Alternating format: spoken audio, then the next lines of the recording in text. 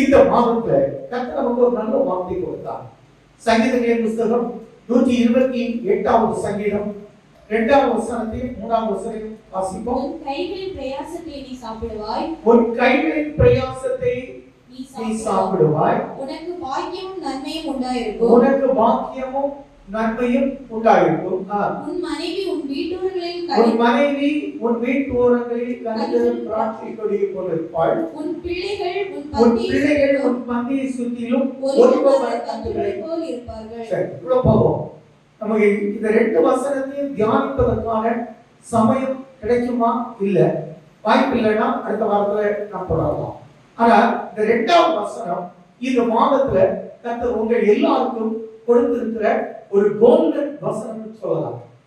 ஏன்னா இப்ப நம்ம திருமணத்தில் இணைக்கப்படுகிற பிள்ளைகளுக்கு திருமணம் இணைக்கப்படுகிற அந்த நாள்ல பாத்தீங்கன்னா அது கத்தோலிக்க சபையா இருந்தாலும் சரி, சிஎஸ்சி சபையா இருந்தாலும் சரி, பெண்டிகாஸ்ட் சபையா இருந்தாலும் சரி, இந்த வாக்கியம் வாசிக்கப்படுவதை எல்லா சபையிலும் பார்க்கலாம். கத்தோலிக்க சபையில் கல்யாணம் கிடைக்கிற வசனத்தை வாசிப்பாங்க. சங்கீதம் 128 நீங்க பாத்தீங்கன்னா நம்ம ஒரு ஷார்ட்ஸ் போட்டிருக்கேன். அதுல கூட இந்த சங்கீதம் 128 ஒரு பாடல் தான் அதுல போடப்பட்டிருக்கு. எனக்கு கைட் கொடுக்கறதுக்கு நீங்க யாருன்னா நிபி பாத்தீங்கன்னா இங்கே கொடுத்தா போதும், அக்ஷரா ஒரு ஐடியா கொடுப்போம். நிபி இவங்க எல்லாம் சேர்ந்து நாங்க ஒரு வீடியோ போடுறது எல்லாமே நான் சொல்ல. இந்த பிள்ளைகளை கத்தரை தந்திருக்கிறதே அதுக்கு தானே. அந்த பிள்ளைகளை வாக்க அவனை எடுத்து உயர்த்தணும். நான் நிதிக்கா சொல்லிக்கிறேன். அவன் டிகிரி முடிக்கவும் நல்ல ஒரு ஃபீல்டுல ஐடில மேப் லெவல்ல இருக்கணும். அந்த ஒரு இங்க கேஸ் ஸ்டார்ட்ல இருந்தாலும் நமக்கு ஒரு சுயநலம் வச்சுக்கலாம். இங்க இருந்து நமக்கு ஒரு பெரிய ஹெல்ப்பா இருக்கும் அப்படின்னு அதை நான் அப்படி சொல்ல முடியாது. அது கர்த்தர் என்ன வைத்திருக்காரோ, ஏன்னா ஊழியத்துக்கு தேவை. இனி இப்ப என்ன ஒரு பிள்ளை நமக்கு அவனுடைய டெலிவரி முடிஞ்சா அவனும் இதுல பயன்படுத்துவான். அவனுக்கு நல்ல டேலண்ட் உண்டு. நான் சொல்றேன், இப்படிதான் கர்த்தர் நம்ம ஊழியத்தை கட்டி எடுக்கணும். 4 இடத்துல 4 பிரான்சஸ் தொடங்க போகும்போது நம்ம ஊழியம் விரிவடையும், 4 வீடும் ஆசீர்வதிக்கப்படும். இதுதான் இந்த வார்த்தைகள். வாசிப்போம். இதுல பாருங்க, உன் கைகளின் பிரயாசத்தை நீ சாப்பிடுவாய், அடுத்தவன் சாப்பிட நான் கொடுக்க மாட்டேன்.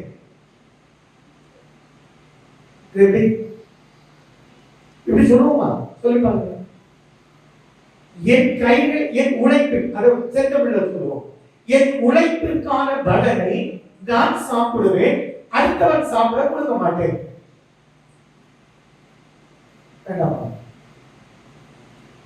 இது நான் சொன்ன நோக்கம் வேற. வட்டி கொடுக்க வருமா தெரியுமா? 7 வட்டி வாங்கிட்டோம். எங்க வீட்டு பக்கத்துல பார்த்தா காலையில ராத்திரி அவன் வந்து நிற்பான். அவனை பார்த்தா ரொம்ப நல்ல பையன், நம்ம கேட்க கொடுத்து செய்யுமா. இவங்க உழைப்ப அது பார்த்தா 500 ரூபாய் வாங்கினா அவங்க 750 ரூபாய் கொடுப்பாங்க. நல்லவங்க. நம்ம கேட்டாதான் தர மாட்டாங்க. அவன் கேட்டா கேட்டது கொடுத்ததுக்காக 500க்கு 1000.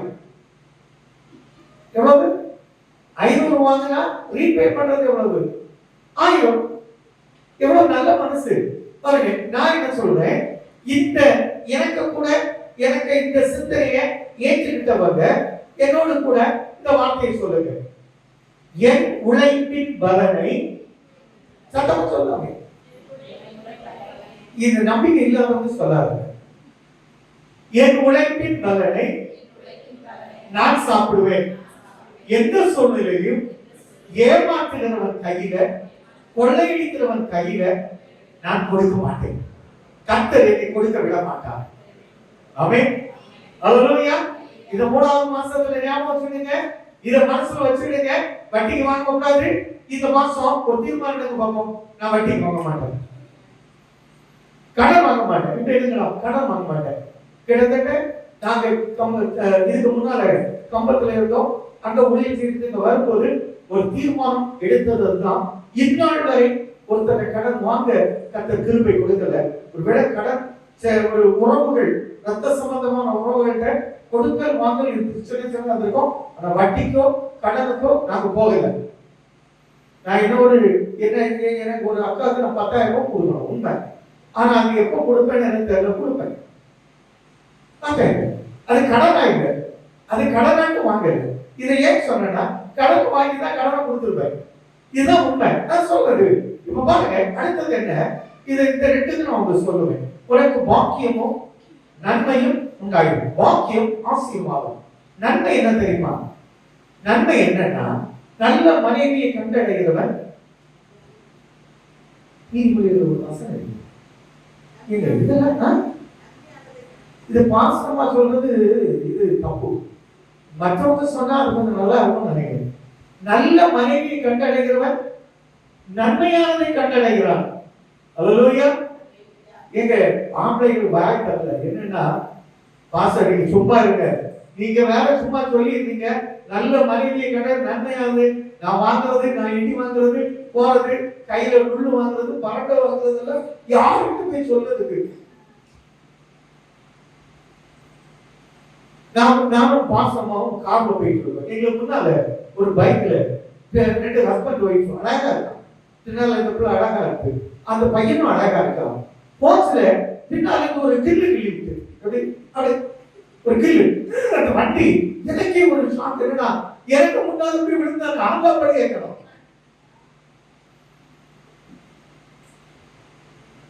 அந்த கில்லு கொஞ்சம் வித்தியாசமா இருக்கு. பாவம் கில்ல வந்து ரத்தம் வந்தோ என்னவோ தெரியல. நான் சொல்ற உண்மை என்ன தெரியுமா? இந்த வசனம் உண்மை. கர்த்தர் உங்களுக்கு கொடுத்த மனைவி எல்லாம் நன்மை. நல்ல மனைவியை கண்டடைகிறவன் நன்மையானதை கண்டடைகிறான். இது நன்மையானதுக்கு நிறைய இருக்கு. நீதிபதி 31 பார்த்தீங்கன்னா பெண்களுடைய சாமர்த்தியத்தை ஒரு 10 கேரக்டர் சொல்லியிருக்கோம். இது நம்ம நிறைய கேட்டிருக்கோம்.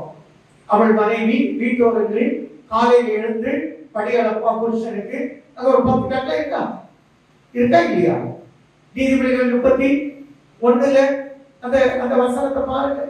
அது பெண்களுக்குரியது. நீங்களே வாசிக்கலாம். 1-2 பசுபதி காலை அதிகாலையில் எழுந்து வயலை விசாரிப்பா, அதை வாங்குவா, அதை கொடுப்பா. இருக்கா? குணசாலியான ஸ்திரீயை கண்டுபிடிப்பவன் யார்? அவளுடைய விலைமுத்துகளை பார்க்க. உனக்கு ஸ்டார்ட் மகா உன்னை கண்டுபிடிக்கிறவன் கொடுத்து வச்சவன் தான். ஏன்னா வாஸ்து நீ தானே. குணசாலியான ஸ்திரீயை கண்டுபிடிக்கிறவனுக்கு அவனுக்கு ஒரு பாக்கியம் தான். வாசிப்போம், பரவாயில்ல, நல்ல மாப்பம் உனக்கு வருவான். நானும் வாழ்த்துகிறேன். சரி, வெளிநாட்டுல நீங்க நல்ல வாழுங்க என்று வாழ்த்துகிறேன். வாசிப்போம். அவருடைய புருஷன் முதல்ல நல்லா புரிஞ்சுக்கிடுங்க. மனைவி மார்க்கு சொல்றேன், உங்க புருஷனை நம்பணும். உன் கைகளின் பிரயாசம் உனக்கு வாய்க்க வேண்டுமானால், அது நன்மையா இருக்க வேண்டுமானால், உழைப்பை முழுவதும் நீ பலனை அனுபவிக்க வேண்டுமானால் புருஷனை நம்பணும். புருஷன் நம்பும்படி இல்லமா நடக்க வைப்பார் கர்த்தர். உங்களால முடியாத ஜெபமா உங்க புருஷனுக்கு எத்தனை நாள் ஜெபிக்கீங்க? அப்படி பாருங்க. அடுத்தது பாருங்க, அவன் சம்பத்து. நீ புருஷனை நம்பினால் அவன் கைகளினுடைய பல உழைப்பிற்கான சம்பாத்தியம் ஒரு நாளும் குறையாது. கட்டப்படுதுங்க. ஏன்னா புருஷன் இல்லாத பெண்ணிட்ட கேட்டு பாருங்க, நான் எவ்வளவு சிரமம் பண்றேன். அவர் இருக்கும்போது நான் உணர்வுல பார்த்தேன். எத்தனை பேர் என்று சொல்லியிருக்காங்க. சின்ன சின்ன அன்பான சண்டை, செல்ல சண்டை, அதெல்லாம் இருந்தாலும் குடும்பம். சில சமயத்துல சில புருஷமா தெரியுமா, மனைவிமார் சொல்றது கேட்ட ஒரு கட்டு தேடி போவோம். கட்டுக்காரு அவர் செலமா தட்டுறாரு நினைச்சுட்டு இருக்காரு. அதே போல மனைவிமாரு மண்டையில ஒரு தட்டு கட்டிட்டு போவாங்க. இதெல்லாம் இருக்கும். இதெல்லாம் இந்த பஞ்சாயத்து அல்ல. ஆனா உண்மை என்ன தெரியுமா? புருஷனுடைய இதயம் நீ நம்பும் போது, புருஷனை நம்பும் போது உன் வீட்டுல வருமானத்துக்கு குறைவில்லாத வாழ்வை கட்டளையிடுவான். கட்டப்படுவான். அவன் நான் எக்ஸாம்பிள் சொன்னா நிறைய சொல்லுவேன். ஒரு பெண் கர்ப்பவதி ஆகிவிட்டால், கன்சீவ் ஆகிட்டால் சொன்ன உடனே ஒரு புருஷன் ஒரு 52 இன்ச் டிவி, ஒரு பெரிய சோஃபா கிட்டத்தட்ட 1 லட்சம் ரூபாய்க்கு மேல பொருளை மட்டும் அடி கொடுத்தான். இந்த கூட்டம் நான் போய் கேட்கிறேன், என்னடா திடீர்னு என்னன்னு? அது ஒரு நல்ல செய்தி. நான் சொல்லல. இவர் என்னவோ ரொம்ப விற்கப்பட்டு நான் சொல்லல. அந்த பிள்ளை நான் சொல்லல. ஒரு பிள்ளைய வச்சு சொல்லி இருக்கு. பிள்ளைய வச்சு அது ஒரு நல்ல செய்தி சொல்றேன். இதுதாங்க வாழ்க்கை, இதுதான் குடும்பம். நீங்க அப்படி இருக்கிறீங்க. நான் சொல்றது உங்க குடும்பம் அப்படி இருக்கணும். ஒருத்தரை ஒருத்தர் புரிந்து கொள்ளுங்கள். உங்கள் கைகளின் பிரயாசம் நீங்க சாப்பிடுவீங்க. உங்களுக்கு வாக்கியமும் நன்மையும் ஆசீர்வாதம் பொருள் சேர்க்கிறது மட்டுமல்ல, சொத்து சேர்க்கப்படும். நீ வாடகை வீட்டில் இருக்கிற, நீ சொந்த வீட்டில் மாற்றப்படுவாய். எத்தனை பேர் விசுவாசிக்கிறீங்க? நீ இழந்தது உனக்கு கர்த்தர் ரெட்டிப்பாய் கொடுப்பார். மாற்றம் இல்லை. யோவேல் எழுதின புத்தகம் 2ஆம் அதிகாரம் 26ஆம் வசனத்தை வாசிங்க. அதுல பாருங்க 24 25 தெரியல. பட்சித்த வருடங்களுக்கு இணையாய் யார் யாரெல்லாம் உங்கள்கிட்ட கொள்ளையடிச்சாங்களோ, உங்கள்கிட்ட பொறாமையாய் வாங்குறாங்களோ, பொய் சொல்லி வாங்குறாங்களோ, உங்கள்கிட்ட வஞ்சித்து வாங்குறாங்களோ, நண்பர்களாய் பாவித்து உங்களை ஏமாற்றி வாங்குறாங்களோ, அவங்க பட்சித்த வருடங்களுக்கு இணையாய் உங்களுக்கு கர்த்தர் கொடுப்பதை யாராலும் மாற்ற முடியாது. கர்த்தரை கேட்கப்படுத்துங்க, எல்லாரும் கர்த்தரை கேட்கப்படுத்துங்க. உங்களுடைய பிரயாசத்திற்கு பதில் இதுவரை நீ வட்டிக்காக கொடுத்திருக்கலாம். நீ உழைத்த உழைப்ப என்னோட கொண்டு போயிருக்கலாம். நீ உழைத்த உழைப்ப வேற ஒருத்தர் பெற்ற பிள்ளை கூட வஞ்சித்து போயிருக்கலாம். நான் சொல்றேன், கர்த்தர் அதை திருப்பி கொடுப்பார். அந்த வசனத்தை வாசிப்போமா? வாசிங்க. யோவேல் எழுதின புத்தகம் 2ஆம் அதிகாரம் 24 25 இருக்கு பாருங்க. கலங்கள் தானியத்தினால் நிரம்ப. அடுத்த வசனம். நான் உங்களிடத்தில் அனுப்பின சில இடத்துல கர்த்தர் நம்மை சோதிக்கும்படி நம்ப வைத்து சில மனிதனை கழுத்தெடுக்க வைப்பார். பெரிய சிறிய வெட்டுக்கிளிகளும் பச்சை கிளிகளும் முசுக்கட்டை பூச்சிகளும் 4 விதமான பறவைகள், பட்சிகள், பூச்சிகள் பட்சித்த வருஷங்களின் விளைவை உங்களுக்கு திருப்பளிப்பேன். நான் சொன்னேன், நீ கஷ்டப்பட்டு நஷ்டப்பட்டது, உன்னை ஏமாற்றுறது 3 வருடத்துக்குள்ள ரெட்டிப்பாய் உன் கையில் வந்து சேரும். கர்த்தருக்கு கேட்கப்படுங்க. நிச்சயமா சொல்றேன், இது தீர்க்கதரிசனம். 3 சொல்லி இருக்கிறார். இங்க 4 சொன்னார். நான் சொல்றேன், 3 வருடங்களுக்குள்ள உன் கையில கர்த்தர் கொடுப்பார். உன்னை விட்டு போகாது. எத்தனை லட்சங்களை இழந்தியோ அத்தனையும் டபுளாய் கர்த்தர் திருப்பி கொடுக்க உன் கையிலே பிரயாசத்தை கொண்டு உன்னை ஆசீர்வதிப்பார். கர்த்தருக்கு கேட்கப்படுங்க. ஆமென். ஹalleluya, ஹalleluya. நம்ம எல்லாரும் எப்படி நினைக்கிறோம்? நமக்கு எப்படி ஒரு வாழ்வு தந்தா நல்லா இருக்குன்னு நினைக்க தெரியுமா? யோவான் எழுதின புத்தகம் 4ஆம் அதிகாரம் நினைக்கிறேன் சரியா இருக்கும். பாப்போம், வாசிப்போம். யோவான் எழுதின புத்தகம் 4ஆம் அதிகாரம் 6ஆம் வசனம் வாசிப்போம். இதுவும் ஒரு தீர்க்க தரிசனமா எடுத்துடுவாங்க. யோனாவுடைய தலையின் மேல் இளநுண்டா இருக்கும்.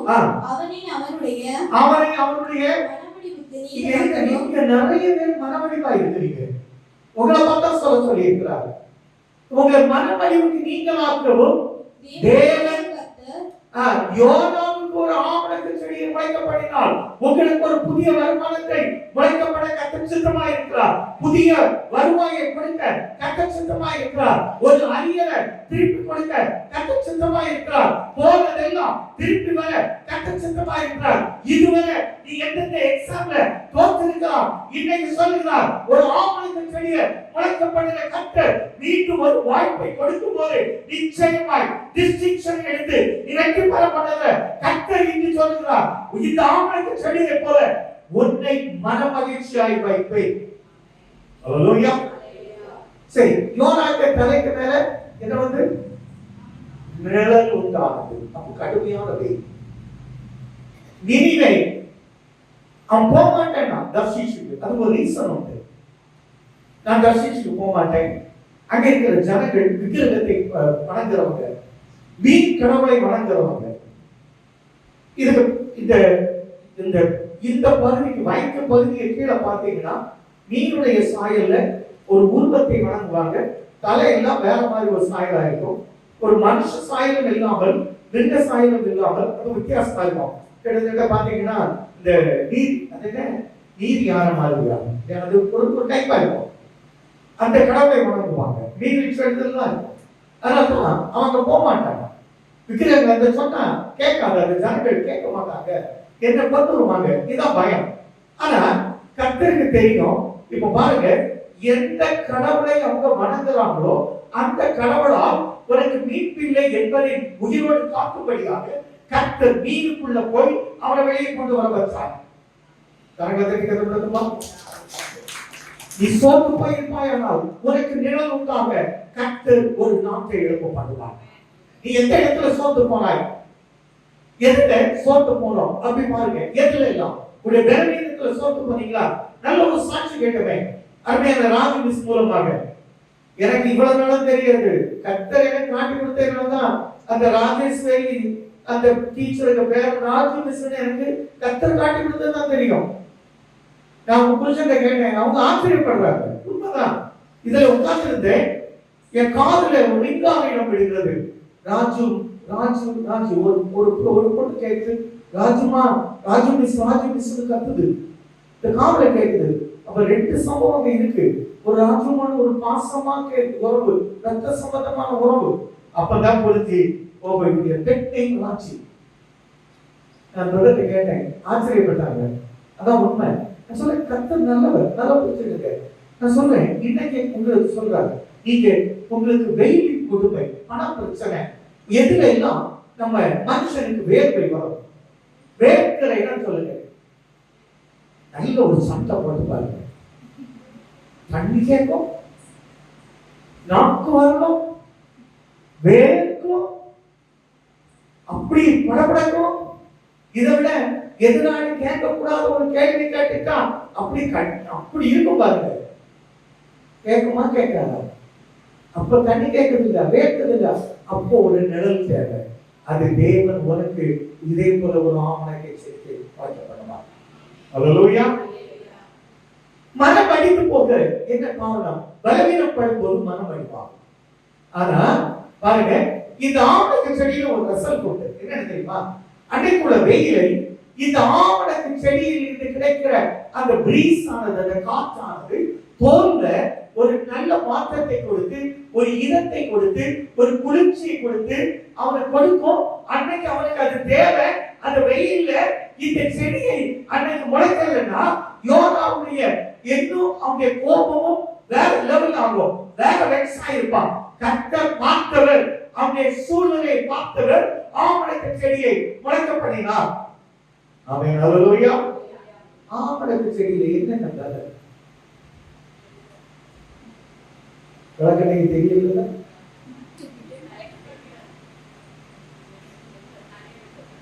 ஒரு நாள் கேட்டு என்ன பார்த்து விளக்கணான்னு சொல்லி நான் ஒன்னும் சொல்ல விட்டோமா அப்படி நினைக்காத. விளக்கணை குடிச்சு பாருங்க, விளக்கணை கொஞ்சம் குடிச்சு பாருங்க, என்ன நடக்கும்? Neat clean. அப்புறமா பாருங்க ஒரு புது பலம். இதே போல நீ தேவனை அண்டி பாரு, உனக்கான ரூட் கிளியர் ஆகும், உன் பிரச்சனை சால்வ் ஆயிடும். அவன் ஒரு காரியத்தை செய்தால் அதுல ஒரு காரியம் இருக்கு. அது மட்டும் இல்ல, விளக்கணையில இருக்கு. நான் சொன்னேன்ல, தோலுக்கு மட்டும் இல்ல, சரீர புஷ்டியாக முக மலர்ச்சி அடைய நிறைய இருக்கு. இது தெரிந்துதான் கர்த்தர் யோனாவுக்கு ஒரு ஆமணக்கு செடியை முளைக்கப்பட்டதால், உன்னை தெரிந்த கர்த்தர், உன்னை பார்த்த கர்த்தர், நீ படுகிற பிரயாசத்தை பார்த்த கர்த்தர், ஒவ்வொரு நாளும் காசு செலவு பண்ணுவதற்கு நீ படுகிற வேதனையை பார்க்கிற கர்த்தர் இன்று சொல்லுகிறார், ஒரு உழைப்பிற்கான பலனை நீ அனுபவிக்கும்படி நான் உனக்கு கட்டளையிடுவேன். அல்லேலூயா. கரகத்தை சொல்லுமா, இது எப்படி இருக்கும் தெரியுமா? வெறுங்கையை அனுப்பப்பட்டவன். ஒரு வசனத்தை வாசிப்போம். ஏன்னா எல்லாருக்கும் தெரிந்ததை நான் சொல்லல, நமக்கு எல்லாம் தெரிந்தது தெரியுமா? ஈசாக்கு விதை விதைத்தான், 100 மடங்கு பலன் பெற்றான், அவன் வேலை செய்தான். அதே ஒண்ணு இருக்கு, பஞ்சத்துல நாடு மொத்த நாடு பஞ்சம், பஞ்சத்துல அவன் தோண்டினா தண்ணி வந்தது, பிரச்சனையை சந்தித்தான். இரண்டாவது தோண்டினா தண்ணி வந்தது, பிரச்சனையை சந்தித்தான், தூர்க்கப்பட்டாங்க. நான் சொல்றேன், இதே போல உங்களுடைய இயலாமையில பஞ்சத்துல நீங்க தொடங்குறதெல்லாம் நஷ்டப்பட்டிருக்கலாம். இதுவரை நீ நஷ்டப்பட்டிருக்கலாம். இன்று சொல்லுகிறார், ரெகோபோத்தை உன் கையில கொடுத்திருக்கிறேன். அல்லேலூயா. நீங்கள் பல்கும்படியா இந்த ஒரு வசனத்தை மட்டும் வாசிப்போம், அதுக்கு பிறகு அந்த டாபிக்கு போவோம். வாசிங்க. ஆதியாகமம் 26ஆம் அதிகாரம் 28 அல்லது 29 இருக்கும். வாசிப்போம்.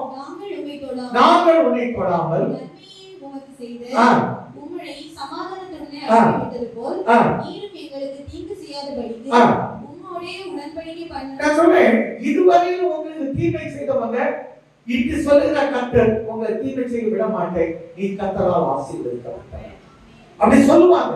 உங்க பக்கத்து வீடு சொல்லும், உன்னை பார்த்து சொல்லும், நீ கர்த்தரால் ஆசீர்வதிக்கப்பட்ட பிள்ளை. உன் பிள்ளைகளுக்கு ஒரு தீமை வருவதில்லை. உங்க பிள்ளைகளுக்கு பூமியில வளர்த்திருப்பாங்க. அடுத்த வசனத்தை பாருங்க. கான்ட்ராக்ட் எவ்வளவு? 30 29 28. அதற்கு அவர்கள் நிச்சயமாய் கர்த்தர் உம்மோடு இருக்கிறார் என்று கண்டோம். ஆகையால் பிசினஸ் பண்றவங்க இதை ஞாபகம் வச்சுக்கோங்க. ஆகையால் எங்களுக்கு உமக்கும் ஒரு கான்ட்ராக்ட் உண்டாகட்டும். இனி பிரச்சனை பண்ண மாட்டேன். இதுவரை உங்க வீட்டு பக்கத்துல பிரச்சனை பண்ணவங்க இனி உங்களுக்கு பிரச்சனை பண்ண மாட்டாங்க. இதுவரை உன் புருஷன் உனக்கு பிரச்சனை ஆயிருந்தா இனி உன் புருஷன் உன்னை பிரச்சனை பண்ண மாட்டான். இதுவரை உன் மனைவி உன்னை புரியலைன்னா இனி உன் மனைவி உன்னை புரிந்து செயல்படுவாள். அல்லேலூயா. சரி, இப்ப பாருங்க, அடுத்த வசனத்துல சொல்லி இருக்கிறார். அடுத்த வசனம் அந்த சங்கீதம் 128:3 பாத்தீங்கன்னா, உன் மனைவி வீட்டு ஓரங்களில் கனிதரும் திராட்சை கொடிகள் போலிருப்பாள், உன் பிள்ளைகள் இது யாருக்கு? தாவீது சொல்கிறார். ஆபிரகாம் பிள்ளைச்சவனாக இருந்த போது 25 ஆண்டுகள் 13 ஆண்டுகள் கழிக்கும் போது அவன் நேரப்பை இயேசுவே ஆண்டவரே எனக்கு ஒரு பிள்ளை தருவேன்னு சொன்னீங்களா, நீ தரல, நான் உங்களை வரமாட்டேன் போகல. அவன் வித்தியாசமா கேட்டான், ஆண்டவரே இந்த எலியேசருக்கு மகன் ஒருத்தன் இருக்கான், அவனை நான் என் பிள்ளையா எடுத்துக்கலாமா? எப்படியாவது கேட்டுக்கீங்களா? நம்ம என்ன தீர்ப்போம் தெரியுமா? மரியாதை மகன்கிட்ட கோவப்பட்டுக்கிட்டு போனாலும் கூட ஒரு அம்மா வரல. எனக்கு கேட்டேன் என்னன்னா, எனக்கு தெரியும் இது மரியாதை மகன்கிட்ட கோவப்பட்டுட்டு தான் வரல.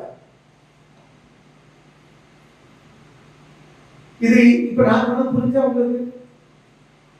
அனிதா புரிஞ்சுல? சண்டே வரலன்னா, சண்டே கோயிலுக்கு வரலன்னா அது காரணம் என்ன? ஏசப்பட்ட கோவப்பட்டுக்கிட்டு இந்த குளத்துல தண்ணி கிடக்கும், அதை யூஸ் பண்ண தெரியாதவன் வீசிட்டு தான் போனோம். அது சரியா யூஸ் பண்ணிக்கிட்டு ஓய்வு நாள் கர்த்தருடைய நாள். ஓய்வு நாள் புரிந்தவர்களுக்கு நன்றி, புரியாதவர்களை ஆண்டவர் புரிய வைப்பாராக. அதாவது நான் உண்மையை சொல்றேன், நீங்க எதிர வேணாம் மாற்றுங்க, ஓய்வு நாளை மட்டும் மிஸ் பண்ணிக்கிறாங்க. மிஸ் பண்ணினா ஒரு கோடியை இழக்கிறாங்க. நீ கோடியை இழக்கும் போதெல்லாம் நினைச்சிருக்க, நம்ம ஒரு நாள் பெருங்கோடிக்கு வருவோம். இது உண்மை. நான் இப்போ சொல்ல போற வசனம் வித்தியாசமா இருக்கும். வித்தியாசமா இருக்கணும். ஒரு 10 நிமிஷத்துல நம்ம இன்னொரு 5 நிமிஷத்துல முடிச்சிருவேன். அதுக்கு பிறகு எழுதிட்டு உங்களை எனக்கு கத்த ஒரு 20 காரியத்தை சொல்லியிருக்கிறார். 20க்கு உங்களை ஆமைப்பட சொல்ல போறேன். இந்த மாதிரி உங்கள் வாழ்க்கையில் அப்படி நடக்கும். ஆமை. இதே ஆமையில சொல்ல சொல்ல சொல்வீங்க, சொல்ல சொல்ல சொல்வீங்க. கட்டாயம் எனக்கு தெரியும். ஏன்னா கர்த்தர் உங்க வாயை வைத்து உங்களை ஆசீர்வதிக்க சித்தமாயிருக்கிறார்.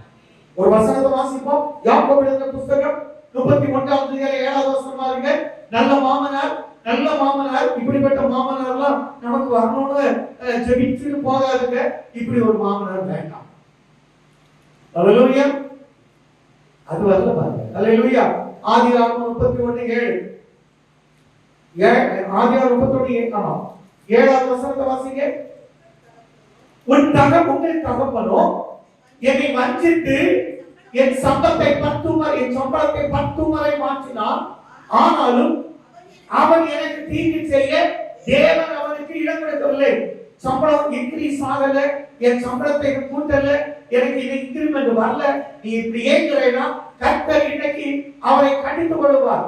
நீ எந்த இடத்துல வேலை பார்க்கறியோ உன் எஜமான கர்த்தர் கடிந்து கொள்வார். நிச்சயமா சொல்றேன், இந்த ஏப்ரல் மேக்குள்ள உங்களுக்கான இன்கிரிமெண்ட் உங்களை சந்திக்கும். விசுவாசிக்கிறவங்க கரெக்டா தட்டிக்க. எங்க எல்லாம் வேலை செய்கிறீங்களோ, நீ வேலை செய்கிற இடத்துல நல்ல சம்பளம் உயர்வை எதிர்பார்ப்பாய். 10 மாதம் சம்பளத்தை மாத்திட்டான். அடுத்த வசனத்தை பாருங்க, 8வது வசனம். இப்ப பாருங்க, நல்ல புரிஞ்சுங்க. கர்த்தர் செயல்படும் திட்டத்தை கொடுக்கிறார் பாருங்க. இவன் வஞ்சித்தான், தேவன் ரூட்டை மாற்றுறார். ஒரு தொழில ஒரு நஷ்டம் என்றால் இதே போல கர்த்தர் ரூட்டை மாற்றுவார். உனக்கான செயல்படும் திட்டத்தை கொடுப்பார். இந்த செய்தியை ஏற்கனவே இருக்கிற 5 நிமிஷமும் ரொம்ப விழிப்பாய் எல்லாரும் என்னோட கூட சேர்த்து வாசிப்போமா? புள்ளி உள்ளவைகள் உனக்கு சம்பளமா இருக்கும். இப்ப சம்பளம் என்னது? புள்ளி உள்ள ஆடு. புள்ளி உள்ள ஆடு சம்பளமா இருக்கும்.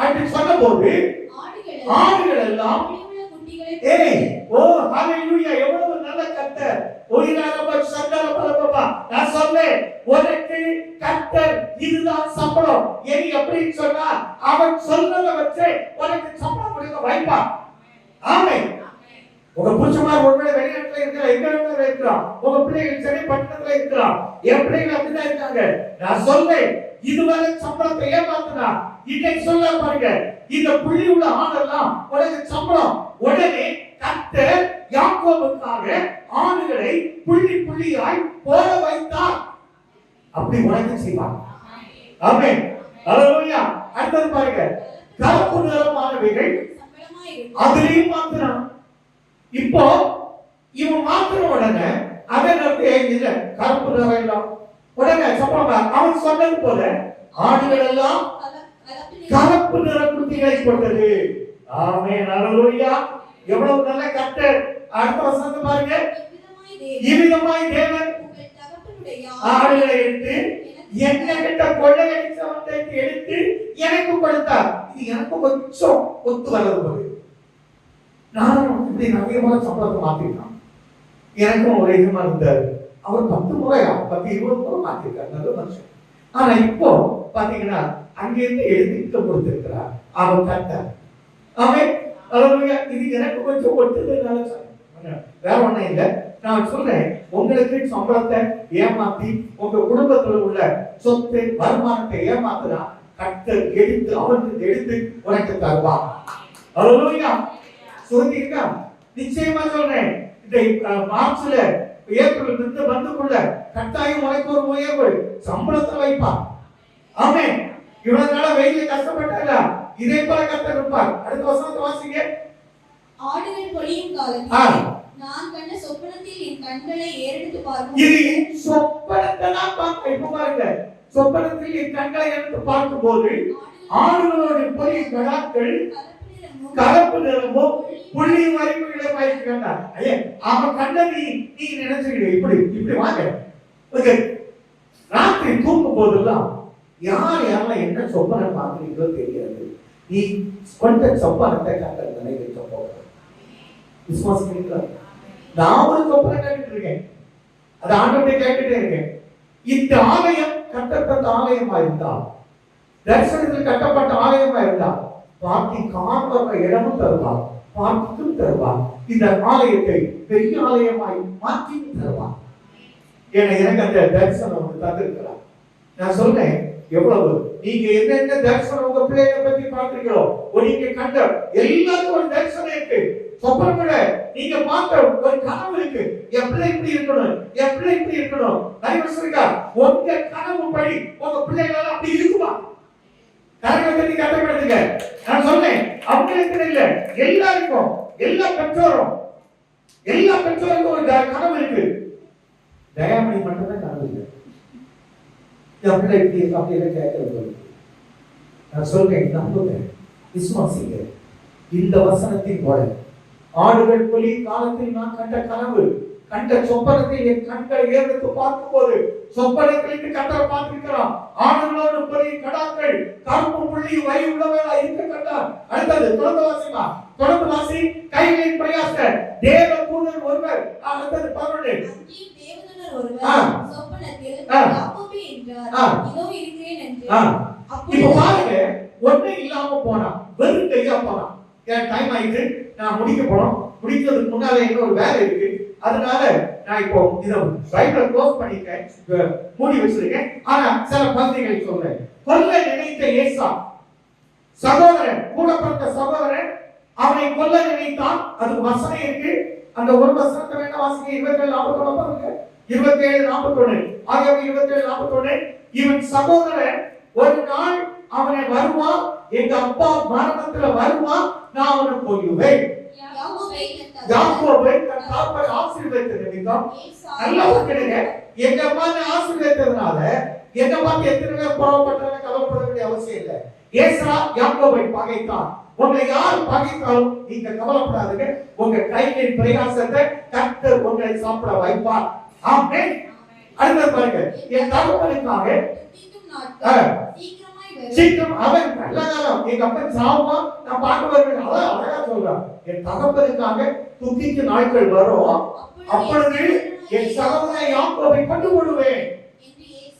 ஏசா நீ கவலைப்படாதீங்க, அப்படி ஒருத்தர் உங்களை அழிக்கணும்னு நினைச்சா நீங்க உங்களுக்கு 400 1000 ஆடு மாடெல்லாம் கொடுத்து அவங்களை தூக்கி விடுற நாளை கர்த்தர் உங்க கையில கொடுப்பான். ஹல்லேலூயா. அதுதான் உண்மைங்க. நான் சொல்றது உண்மை. இந்த வசனம் அப்படிதான். இந்த வசனம் உண்மை. நான் சொன்னது உண்மை. இத பாருங்க, 31வது அதிகாரம் 31:13 வாசிங்க. இந்த வசனத்தை இருக்கட்டு. ஏன்னா இந்த தரிசனத்தின்படி கர்த்தர் அவனுக்கு ஒரு உண்மை கொடுப்பார். ஏன்னா யாக்கோபு கடுமையான உழைப்பாடு. அவன் உழைக்கும் போது அவனுக்கு தரிசனம் கொடுக்கிறார். தண்ணி பாய்கிற இடத்துல ஆடுகளை கொண்டு விடு, அம்மோன் பட்டை இந்த பட்டையெல்லாம் உரிச்சி அதுக்கு முன்னால போடு, செயல்படும் திட்டம். நான் சொல்றேன், இதுவரை உங்க பிள்ளைகள் உங்கள் சம்பாதித்து கொடுக்கிற பிள்ளைகள் நீங்க சம்பாதிக்கிறீங்க, செயல்படும் திட்டங்கள் மங்கி போயிருக்கலாம், இல்ல கிடைக்காம இருக்கலாம், ஆலோசனை இல்லாம இருக்கலாம். கர்த்தர் இன்னைக்கு சொல்லுகிறார், உன் பிள்ளைகளுக்கு செயல்படும் வேறு ஒரு திட்டத்தை கொடுப்பார். உன் பிள்ளைகளை போல விவேகமும் ஞானமும் உள்ள தேவ ஆவியை பெற்ற பிள்ளை ஒன்று இல்லை என்று சொல்லும்படி இந்த திட்டங்கள் செயல்படும். ஆமென். நல்ல திட்டங்கள் பாருங்க, இதுவரை இல்லாத திட்டம், யாருக்கு கிடைக்காத ஐடியா. சயின்டிஸ்ட் கேட்டா யாக்கோபு ஒரு சயின்டிஸ்டுங்க, அவன் கண்டுபிடிச்சா பாருங்க. கர்த்தர் அந்த பட்டையெல்லாம் கொண்டு போட்டான், ஆடு புள்ளியா வருது, வரியா வருது, எல்லாம் உடையது. இப்ப பாருங்க, கொல்ல நினைத்தார் அண்ணனுக்கு வெகுமதி அனுப்புறா பாருங்க. சமரசம் பேச வாசிப்பாங்க. ஒரு வசனத்தை வாசிப்போம். 31:13 வாசிங்க. நீ தூணுக்கு அபிஷேகம் செய்து எனக்கு ஒரு அடுத்த வசனம் அதற்கு ரகேலும் அடுத்த வசனம் அவரால் நாங்கள் அந்நியராய் எண்ணப்படவில்லை, அவர் எங்களை விற்று எங்கள் பணத்தையும் வாயிலே போட்டுக் கொண்டார். இந்த 31:9 வாசிமா. இவ்விதமாய் தேவன் உங்கள் தகப்பனுடைய ஆடுகளை எடுத்து எனக்கு தந்தார். கொடுத்தது மட்டும் இல்ல, இங்க பாத்தீங்கன்னா அதே அதிகாரத்துல 400 ஆடு மாடெல்லாம் கொடுத்திருப்பான். அந்த ஒரு வசனத்தை மட்டும் வாசித்தா போதும். யாக்கோபு ஏசா கொல்ல நினைத்தான், ஆனா அவனுக்கு பாருங்க, அவன் எல்லாவற்றிலும் அவனை கொடுத்து அவனை கனப்படுத்தும் போது அதை ஏற்றுக்கொள்கிற விதம் தான் வித்தியாசம். 32வது அதிகாரம் 32வது அதிகாரம் வாசிங்க. 9வது வசனம் வாசிங்க. பின்பு யாக்கோபு தன் தகப்பனாகிய ஆபிரகாமின் தேவனும் என் தகப்பனாகிய ஈசாக்கின் தேவனுமாய் இருக்கிறவரே, தேசத்துக்கும் இனத்தாரிடத்திற்கும் போ, உனக்கு நன்மை செய்வேன். நீ போ, நான் உனக்கு நன்மை செய்வேன். எப்படி? நான் உனக்கு நன்மை செய்வேன். உனக்கு பாக்கியமும் நன்மை உண்டாயிருக்கோ. அடியனுக்கு எல்லா தயவுக்கும் எல்லா சந்ததி நான் எவ்வளவு வேணும் பாத்திரன் அல்ல, நான் கோலும் கையுமாய் இந்த யோர்தானை கடந்து போனேன். இப்பொழுது இவ்விரண்டு பரிவாரங்களையும் 2 பரிவாரங்களை கொடுத்தான்.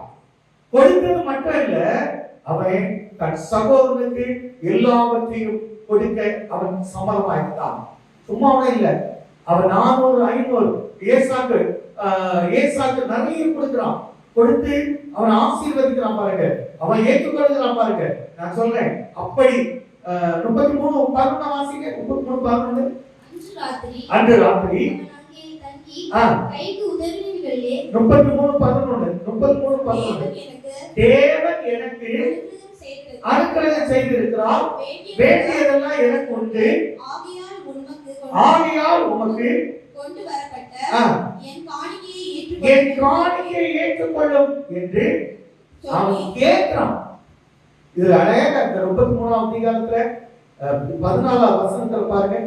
இல்ல 32 13 200 ஆடு வெள்ளாடு 200 வெள்ளாடு. யாரு கொல்ல நினைத்தவருக்கு 200 வெள்ளாடு, 200 செம்மறியாடு, 20 ஆட்டுக்கடா, ஏராளமான வேலைக்காரங்க, பால் கொடுக்கிற 30 ஒட்டகம், அவைகள் குட்டி, 40 கடாரி, 10 காளை, 20 பாருங்க எதெல்லாம் கொடுக்க.